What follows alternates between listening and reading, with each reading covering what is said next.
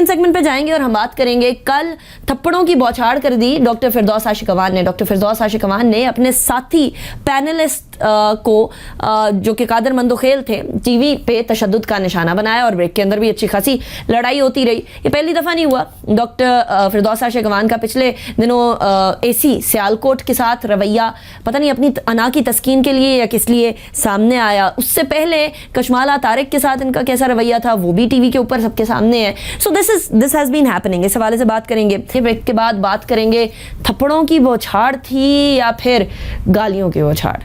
ये कल हुआ, नेशनल टीवी पर हुआ, अफसोसनाक हरकत हुई। क्या हुआ ब्रेक के बाद? एक ब्रेक पे जाने से पहले हम बात कर रहे थे इकोनॉमी के हवाले से। इकोनॉमी तालीम से आती है और तालीम के साथ साथ तरबियत बड़ी ज़रूरी होती है, लेकिन तरबियत जिन्होंने करनी है, जिन बड़ों ने करनी है, शायद उनको खुद तरबियत की ज़रूरत है। कल डॉक्टर फिरदौस आशिक अवान ने थप्पड़ रसीद की, अच्छे खासी मार कुटाई कर दी नेशनल टेलीविज़न पर कादर मंदोखेल की।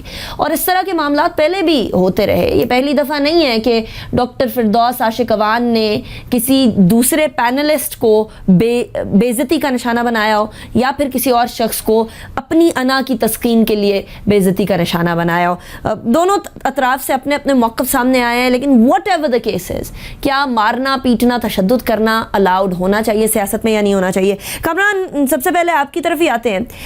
ये कल क्या हुआ कामरान आपकी नज़र में? How do you see this? देखिए, ये कल का जो वाकया है, आपने बिल्कुल ठीक कहा कि ये पहला वाकया नहीं है कि टीवी टॉक शो के अंदर इस तरह की अब मैं क्या वर्ड इस्तेमाल करूं कि जिस तरह की बदतमीजी वहां पे हुई। इससे पहले भी ये वाकयात होते रहे हैं। डॉक्टर साहिबा भी उसमें मुलव्विस रही हैं और भी दूसरे लोग रहे हैं। और फिर पार्लियामेंट के अंदर भी अगर आप देखें तो हमें ये मनाजिर देखने को मिलते रहे हैं। तो ये बेसिकली मेरे ख्याल में ये अक्कासी कर रहा है कि हालिया सालों में जो हमारी सोसाइटी में, हमारी सियासत के अंदर ये एक पोलराइजेशन हुई है, जो तकसीम हुई है, ये उसकी रिफ्लेक्शन है। अब तकसीम होना, नजरिए की बुनियाद पर नुक्ता नजर रखना, ये कोई बुरी बात नहीं है।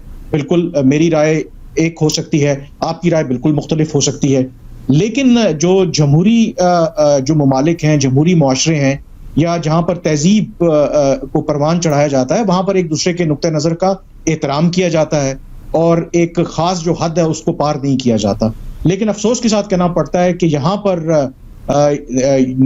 पर तो हद जो है ना वो पार हो रही है।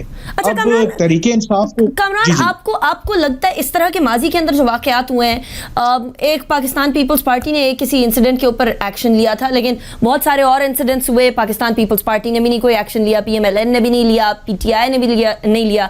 हालिया औकात के अंदर जिनकी आप बात कर रहे हैं कि पॉलिटिकल डिवाइड बहुत ज़्यादा प्रोमिनेंट हो गया है, लेकिन अनफॉर्चुनेटली हम तो पाकिस्तान में वो ज़माना जहाँ बेनज़ीर साहिबा की तस्वीरें डिस्ट्रीब्यूट की गई थी, जहां अजीबो गरीब किस्म के नारे मरियम नवाज पे जिस टाइम पे वो बच्ची थी उस टाइम पर कसे जाते थे। ये चीजें तो हम अपनी सोसाइटी में, हम अपनी सियासत में बड़े अरसे से देख रहे हैं। बिल्कुल आप सही कह रही हैं, ये कोई नई चीज नहीं है। फर्क ये आया है कि क्योंकि अब जो मीडिया की आउटरीच है वो बहुत ज्यादा है, सोशल मीडिया की वजह से भी बहुत ज्यादा आउटरीच है। तो पहले अगर अखबार की हद तक या चंद लोगों तक वो खबर महदूद रहती थी, अब वो ऐसे हालात नहीं हैं। तो ऐसी सूरत में आई थिंक अब होना ये चाहिए कि बाद में कुछ चीजें चेंज भी हुई। देखें ना, अगर जो मिसाके जमहूरियत जब हुआ तो उसमें इस चीज को रियलाइज किया गया, बाद में उस पर अमल दरामद हुआ नहीं हुआ वो एक अलग बात है, कि उसमें दोनों बड़ी जमातों ने ये रियलाइज किया कि जो 90s की पॉलिटिक्स थी, जिस तरीके से उन्होंने दोनों जमातों ने पॉलिटिक्स की, वो नहीं करनी चाहिए, उससे हमने आगे बढ़ना है। तो शायद आज भी वो मिसाके जमहूरियत कह लें या वो जो भी डॉक्यूमेंट है वो रेलेवेंट है। अदर देन जो भी जमहूरियत की हम बात करते हैं, उसके अंदर एक दूसरे के नुक्ता नजर का एहतराम करना, आई थिंक ये चीज होनी चाहिए। और मेरे ख्याल में किसी लेवल पर जाकर के ये जो तमाम जमातें हैं, टीवी टॉक शोज पर जाते हैं या पार्लियामेंट के अंदर बातचीत होती है, कोई मिनिमम एक स्टैंडर्ड इनको सेट करना पड़ेगा कि देखिए ठीक है, इख्तलाफात हम जरूर करेंगे, लेकिन इस तरह की हाथापाई, इस तरह की जो जबान का इस्तेमाल है वो हमें नहीं करना चाहिए। क्योंकि इससे मैसेज क्या जा रहा है, फिर जब लोग सही सवाल करते हैं कि ये जो किस तरह के हमारे मुंतखब नुमाइंदे हैं जी, हमारी क्या खिदमत करेंगे जब इनकी अपनी जो अक़दार हैं वो इतनी गई गुजरी हैं, तो उससे एक तो माशरे को गलत पैगाम जा रहा है और दूसरा ये भी है कि जमहूरियत जो है, पहले ही हमारे यहाँ लूली लगड़ी जमहूरियत है, तो उससे जो सियासतदान है वो भी डिस्क्रेडिट होता है, क्योंकि एक सियासतदान ही है जो जमहूरियत की मार्केटिंग कर रहा है। अगर मार्केटिंग इस तरीके से होगी तो फिर किसने जमहूरियत के ऊपर इस तरीके से एतबार करना। अग्रीड। अच्छा, इसके ऊपर पाकिस्तान तहरीक इंसाफ को क्या एक्शन लेना चाहिए कामरान आपकी नजर में, और क्या कोई एक्शन लिया भी जाएगा? These 2 questions.